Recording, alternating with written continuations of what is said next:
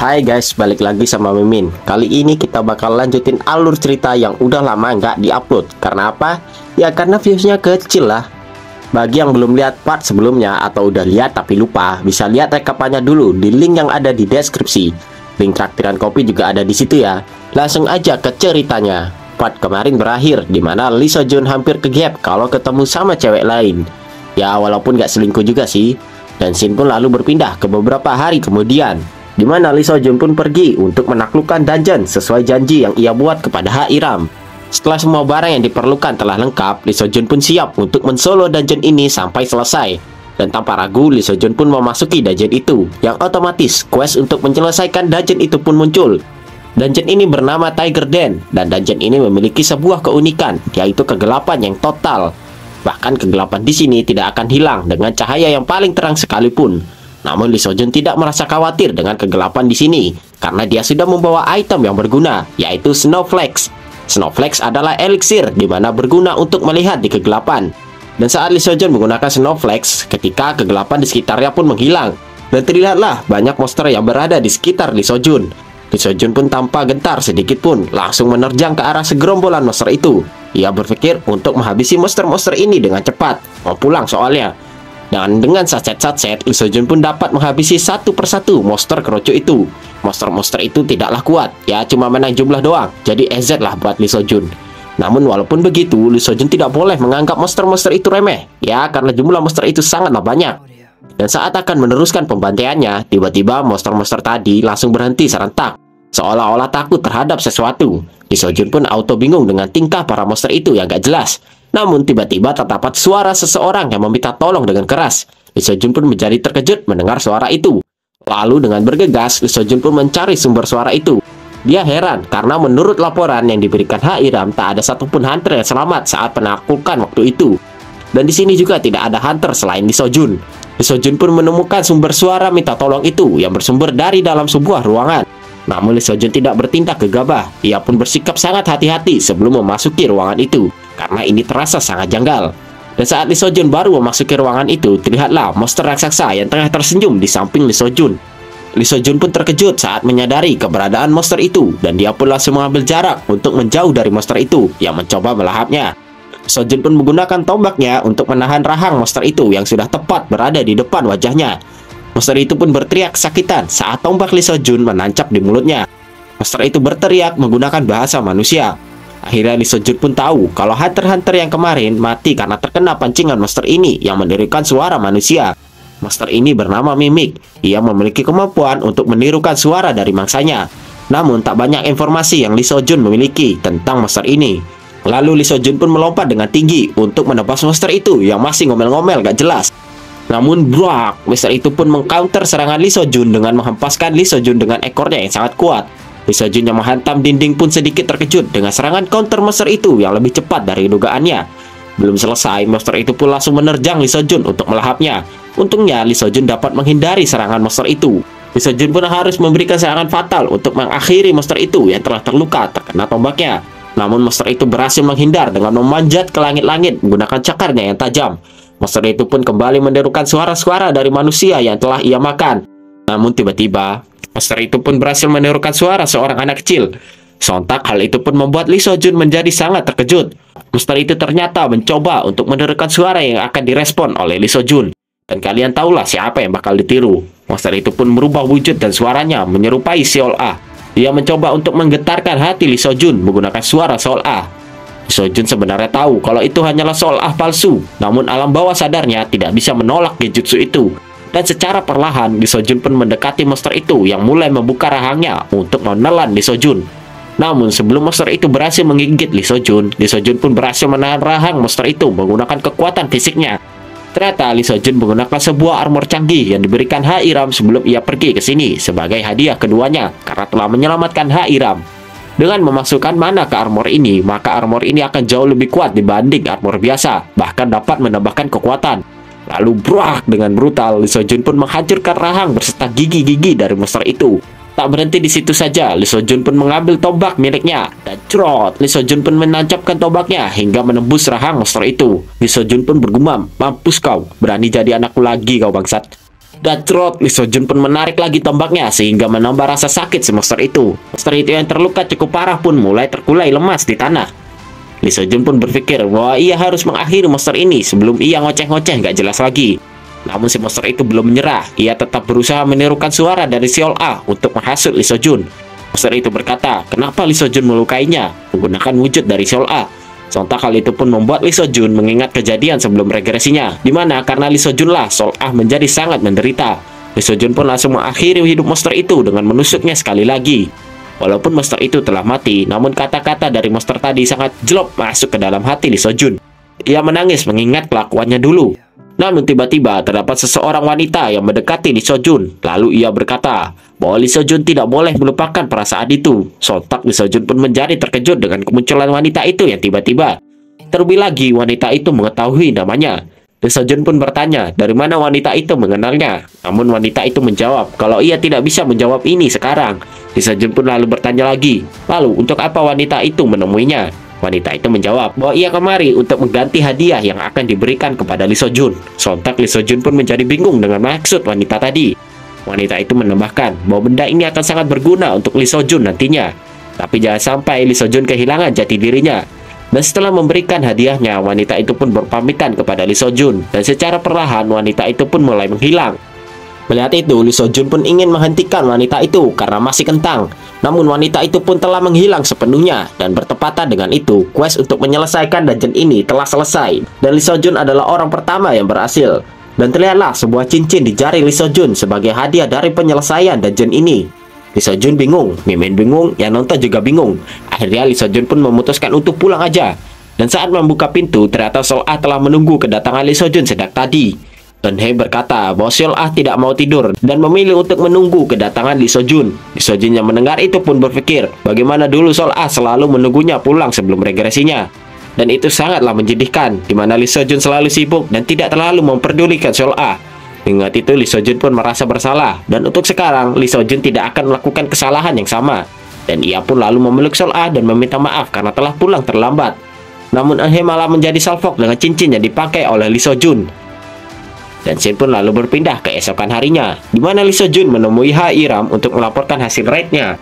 Ha-iram yang telah memeriksa cincin itu pun menjadi agak kecewa karena cincin itu hanyalah cincin yang biasa. Dia bingung bagaimana cincin ini bisa menjadi hadiah penyelesaian dungeonnya. Lee Seo-jun juga heran untuk pertama kalinya. Ha-iram pun menjadi tidak enak dengan Lee Seo-jun karena hadiah dungeon ini sangatlah ampas. Namun Lee Seo-jun tidak mempermasalahkannya. Toh Iram juga telah memberikannya banyak uang. Namun Iram tetap saja tidak enak dengan Lee Seo-jun. Susah-susah ngeret malah dapat cincin biasa. Iram pun meminta Lee Seo-jun untuk meminta hal lain sebagai gantinya. Lee Seo-jun pun sempat berpikir untuk sesaat. Lalu ia berkata kalau ada sesuatu yang ia inginkan. Namun scene berpindah ke posisi Eun-hye yang tengah latihan. Namun si Eun-hye berkali-kali meleset dari targetnya karena ada sesuatu yang mengusik pikirannya. Si Eun-hye overthinking ke Lee Seo-jun karena akhir-akhir ini Lee Seo-jun bertingkah aneh. Dari kecium bau parfum cewek lah, bahkan sampai pakai cincin. Namun di saat overthinking itu, tiba-tiba Lee Seo-jun datang mengejutkan Eun-hye dari belakang. Eun-hye pun ngomel-ngomel karena Lee Seo-jun bikin kaget saja. Lee Seo-jun pun meminta maaf soal itu. Eun-hye lalu bertanya, kenapa Lee Seo-jun berada di sini? Bukankah ia ada pertemuan? Namun Lee Seo-jun menjawab bahwa pertemuannya udah selesai, makanya dia ke sini. Lalu Lee Seo-jun berkata bahwa ia memiliki sesuatu untuk Eun-hye. Eun-hye pun menjadi bingung dengan hadiah Lee Seo-jun. Dan saat dibuka, Eun-hye pun menjadi terkejut karena hadiah yang diberikan Lee Seo-jun adalah sebuah armor. Lee Seo-jun pun menyuruh Eun-hye untuk memakai armor itu karena sangat berguna. Dia juga pakai kok. Namun si Eun-hye malah safok lagi sama badannya Lee Seo-jun yang kotak-kotak, gak kayak kalian. Lee Seo-jun menerangkan bahwa armor ini sangat canggih, jadi dapat berguna bagi mereka. Dan dengan senang, Eun-hye pun menerima hadiah dari Lee Seo-jun itu. Lee Seo-jun pun menjadi ikut senang melihat Eun-hye senang. Namun bukan itu saja yang ingin Lee Seo-jun tunjukkan kepada Eun-hye. Lalu Lee Seo-jun pun menunjukkan sebuah kontrak raid dungeon kecil. Lee Seo-jun mengajak Eun-hye untuk mengerit sebuah dungeon kecil. Dan scene pun berpindah ke pinggir kota Seoul, tempat dungeon itu. Dan terlihatlah Lee Seo-jun yang mengajak kenalannya untuk mengerit dungeon ini. Ya karena nggak bisa berdua aja sih, makanya diajak. Dan kalian udah kenal lah sama orang-orangnya. Ada si Haeyeon, ada si Mas Daeho, ada Eun-hye, dan yang terakhir si Iram. Mereka semua saling memperkenalkan dirinya masing-masing. Ya walaupun timnya kayak gado-gado campur-campur gitu, plus newbie lagi, tapi nantinya member-member dari tim Lee Seo-jun ini bakal jadi orang-orang yang famous. Sebelum mulai raidnya, Iram pun bertanya, siapakah yang akan menjadi leader kali ini? Dan semua orang pun sontak lalu menatap ke arah Lee Seo-jun. Lee Seo-jun yang awalnya mau menolak pun jadi tidak bisa apa-apa, dan dia pun menjadi leader untuk raid ini. Dan mereka semua pun telah bersiap untuk meraid dungeon kali ini. Sebelum itu terjadilah bincang-bincang di antara para ladies, terutama si Eun-hye dan Iram yang baru pertama kali bertemu. Apalagi mereka mengetahui kalau Lee Seo-jun telah menyelamatkan Iram. Dan sementara itu, para cowok-cowok Lee Seo-jun dan Mas Dae-ho juga berbincang-bincang. Mas Dae-ho berkata, sepertinya Lee Seo-jun selalu dirantai istrinya, dan Lee Seo-jun pun hanya haho-haho doang. Dan sementara itu, kita diperlihatkan sebentar ke dalam dungeon itu. Di dalam dungeon itu terdapatlah sebuah makam yang terbengkalai. Dan saat mereka memasuki dungeon itu, otomatis quest-nya muncul. Selesaikan dungeon Ancient Tomb of the Forgotten. Dan saat itu muncullah monster mayat-mayat hidup yang langsung menyerang mereka. Namun bruak, Mas Dae-ho dapat menjatuhkan monster undead itu yang songong maju sendirian. Namun terdapat banyak monster undead yang antri untuk melawan mereka. Sontak mereka pun langsung gercep. Baru masuk udah banyak aja musuhnya. Namun Lee Seo-jun pun langsung menyiapkan strategi untuk menyerang. Dan trot, Lee Seo-jun dan Haewon pun berhasil menghabisi satu persatu monster undead itu. Namun terjadi sesuatu hal yang tidak terduga, di mana cincin yang dikenakan Lee Seo-jun, hadiah dari dungeon waktu itu, menyerap monster undead yang telah dikalahkan Lee Seo-jun. Sontak Lee Seo-jun pun menjadi kebingungan. Namun di saat bingung-bingung itu, tiba-tiba partinya Lee Seo-jun berteriak, yang membuat Lee Seo-jun langsung sadar karena semakin banyak monster undead yang berdatangan. Lee Seo-jun pun memutuskan untuk tidak memikirkan hal ini dulu, yang penting di monster dikalahin dulu. Namun karena mereka masih newbie, jadi serangan mereka masih berantakan dan gak ada kompak-kompaknya. Melihat itu, Lee Seo-jun pun meminta Iram untuk menembak monster-monster itu. Namun Iram berkata kalau itu tidaklah mudah karena senjatanya masih semi-otomatis. Mendengar itu, Lee Seo-jun pun membuat rencana. Ia akan membuat para monster itu mundur ke belakang. Ia meminta Haewon untuk membuat celah untuk Mas Dae-ho. Dan dengan satset, Haewon menebas para monster-monster undead itu hingga bisa membuat celah bagi Mas Dae-ho. Dan dengan instruksi dari Lee Seo-jun, Mas Dae-ho pun menendang monster itu dengan sekuat tenaga hingga para monster yang lain ikut terpental ke belakang. Dan sekaranglah bagian si Iram, di mana ia telah mengganti senjatanya. Dan dengan teknik pernapasan Amerika, si Iram pun mendor-dor para monster itu tanpa ampun. Dan dengan waktu yang sangat singkat, si Iram pun dapat menghabisi seluruh monster di sana. Sontak si Haewon dan Mas Dae-ho pun tercengang saat melihat keganasan pernapasan Amerika. Haewon pun berkata kalau si Iram ini agak unik. Ya nggak gimana, nggak jarang-jarang ada orang yang pakai senapan buat lawan monster. Ya karena monster itu nggak mempan sama senapan. Eun-hye pun lalu bertanya, terus kok si Iram berhasil? Lee Seo-jun menjelaskan bahwa peluru yang digunakan Iram bukanlah peluru biasa. Itu terbuat dari logam yang berada di dalam dungeon. Tapi kok gambarnya kristal ya? Ya udah sih ya. Namun si Mas Dae-ho bertanya lagi, bukankah logam dungeon itu mahal? Dan Lee Seo-jun pun membenarkannya. Dan si Iram dengan santainya membuang ratusan peluru itu. Dan dengan sangat cool, Mbak Iram berkata, buat apa ada uang kalau nggak dipakai ya kan? Sontak Mas Dae-ho pun menjadi kagum dengan isi dompet si Iram. Namun sementara itu, Lee Seo-jun pun ingin memastikan sesuatu. Ia pun mendekati salah satu monster undead yang telah tepar. Ia pun lalu menancapkan tombaknya ke monster itu. Dan seperti kejadian tadi, cincin milik Lee Seo-jun pun menyerap monster undead itu. Lebih tepatnya jiwa monsternya. Dan saat ini, cincin itu berhasil mengumpulkan 8 jiwa. Namun Lee Seo-jun nggak tahu ini fungsi cincin buat apa ya kan? Karena sebelum regresinya nggak ada info tentang ini cincin. Namun di saat itu, Mas Dae-ho pun memanggil Lee Seo-jun yang tengah bengong. Lee Seo-jun pun lalu mengajak mereka semua untuk melanjutkan raidnya. Dan semakin lama, ritme tim mereka pun semakin kompak. Ini semua berkat arahan Lee Seo-jun yang sangat mantap. Dan setelah membantai-bantai monster yang tersisa, akhirnya mereka pun mencapai pintu boss yang mereka yakini. Dan saat dibuka, terlihatlah sebuah makam yang dijaga oleh sebuah patung raksasa. Kalian ingat ini kayak scene apa? Ya, solo leveling. Solo leveling is everywhere ya kan? Di saat bingung-bingung itu, tiba-tiba terdapat sesuatu yang muncul di lantai. Seo-jun yang menyadari itu pun menyuruh mereka semua untuk menghindar. Dan benar saja, muncullah sebuah jebakan dari lantai yang bisa membunuh mereka semua. Untungnya ada Lee Seo-jun, jadi selamat. Namun bukan itu saja yang terjadi. Patung raksasa itu yang menjaga makam pun mulai berdiri dan bergerak dan menyerang mereka. Dan yang pertama-tama diserang oleh patung itu adalah Haewon yang sedang bengang-bengong. Lalu dengan sangat susah payah, Haewon pun menahan serangan patung itu yang sangat kuat. Melihat itu, Iram pun mencoba untuk membantu Haewon dengan menembaki patung itu. Namun semua peluru Iram tidak dapat menembus patung raksasa itu yang terbuat dari logam dan jin juga. Lee Seo-jun pun menyuruh mereka semua untuk menyerang inti dari monster itu jika ingin mengalahkannya. Mendengar itu, si Eun-hye pun langsung membidik dengan tepat mengenai leher patung itu. Namun tak terjadi apapun karena intinya tidak berada di situ. Lee Seo-jun pun langsung melompat ke atas untuk menyerang jantung dari monster itu karena ia berpikir intinya ada di sana. Namun siapa sangka refleks dari patung itu sangatlah tinggi hingga ia bisa langsung menangkap tombak milik Lee Seo-jun. Untungnya Lee Seo-jun tidak datang sendirian ke sini.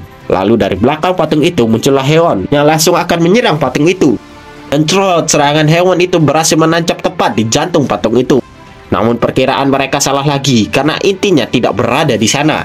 Lee Seo-jun pun memperingati Haewon untuk menjauh. Namun Haewon berkata kalau pedangnya nyangkut di patung itu hingga dia tidak bisa melakukannya. Patung itu langsung menargetkan Lee Seo-jun untuk dihabisi duluan. Namun lagi dan lagi Lee Seo-jun dapat selamat karena Mas Daeho datang membantu sehingga serangan patung itu berbelok. Mas Daeho pun menggunakan semua kekuatannya untuk menahan tangan patung itu. Lee Seo-jun tahu kalau Mas Daeho tidak akan bisa menahan patung itu lama-lama. Jadi Lee Seo-jun pun langsung akan menyerang tempat terakhir di mana intinya akan berada, yaitu di bagian kepala patung itu. Lee Seo-jun pun mengambil anak panah milik Eun-hye yang menancap di patung itu.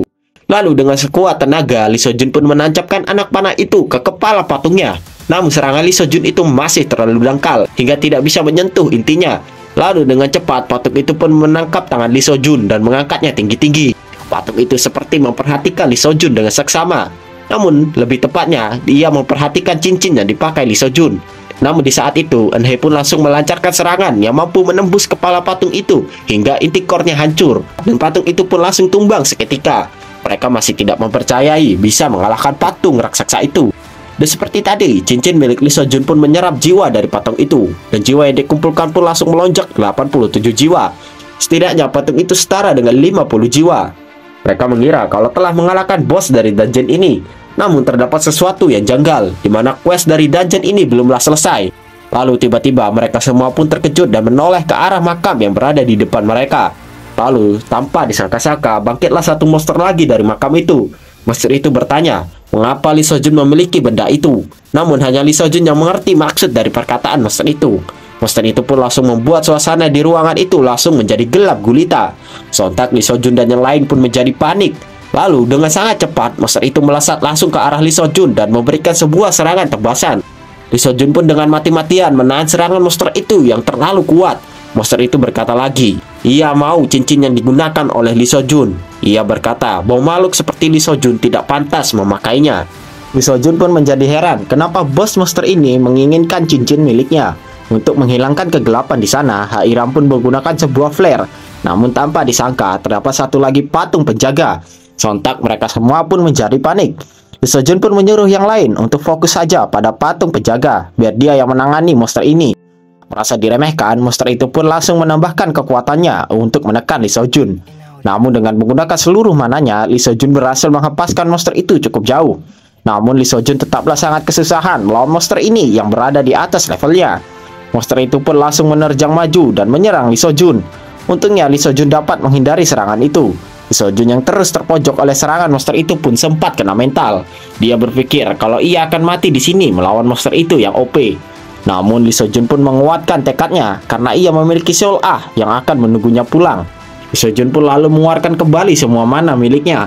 Tanpa disangka, cincin yang dipakai Lee Seo-jun bereaksi ketika mana Lee Seo-jun masuk ke cincin itu. Dan secara otomatis, skill dari cincin itu pun dapat digunakan oleh Lee Seo-jun. Cincin itu akan memberikan sebuah efek dengan menggunakan jiwa yang telah dikumpulkan. Lee Seo-jun tidak tahu efek apa yang akan diberikan cincin ini. Namun dia memilih untuk langsung gas aja. Dan Lee Seo-jun pun menggunakan seluruh jiwa yang telah ia kumpulkan. Lalu aura hijau pun keluar dari cincin itu yang langsung menyelimuti seluruh tubuh Lee Seo-jun. Lalu semua kekuatan fisik dan mana milik Lee Seo-jun pun meningkat drastis untuk sesaat. Lalu dengan kecepatan yang sangat tinggi, Lee Seo-jun pun langsung berpindah di hadapan monster itu. Dan brak, Lee Seo-jun pun memberikan sebuah serangan telak yang mengenai monster itu. Namun monster itu memberikan sebuah serangan balasan. Untungnya berkat efek cincin itu, Lee Seo-jun dapat menghindari serangan itu dan langsung menghindar. Lee Seo-jun pun tidak membuang-buang waktunya dan dia pun langsung menyerang kembali monster itu. Monster itu pun hendak menyerang Lee Seo-jun. Namun dengan cepat Lee Seo-jun dapat menghilang dari hadapan monster itu. Lalu dengan sangat cepat Lee Seo-jun dapat kembali dan memberikan sebuah serangan ke wajah monster itu. Dan topeng dari monster itu pun hancur seketika. Hal itu pun membuat monster itu menjadi geram dan kesal dengan Lee Seo-jun. Monster itu pun langsung menyerang Lee Seo-jun dengan membabi buta sambil ia meminta cincin itu dari Lee Seo-jun. Walaupun serangan monster itu menjadi lebih cepat, Lee Seo-jun dapat membaca semua serangan monster itu yang lagi emosi. Lalu Lee Seo-jun pun menemukan kelemahan dari monster itu, yaitu jantungnya. Lee Seo-jun pun langsung menancapkan tombaknya untuk menghancurkan jantung monster itu. Namun ternyata jantung monster itu dilindungi oleh semacam barrier dari mana. Melihat itu, Lee Seo Jun pun langsung mengarahkan semua mananya pada satu serangan. Dan duar, serangan Lee Seo Jun pun dapat menembus tubuh monster itu. Dan juga patung penjaga yang dihadapi oleh teman-temannya pun langsung tumbang seketika. Dan dungeon ini pun telah diselesaikan. Lalu efek dari cincin ini pun telah selesai. Dan Lee Seo Jun berhasil mendapatkan 100 jiwa berkat menghabisi boss monsternya. Namun ternyata cincin itu memiliki efek samping setelah memakainya, di mana cincin itu akan memakan sedikit kemanusiaan dari Lee Seo Jun.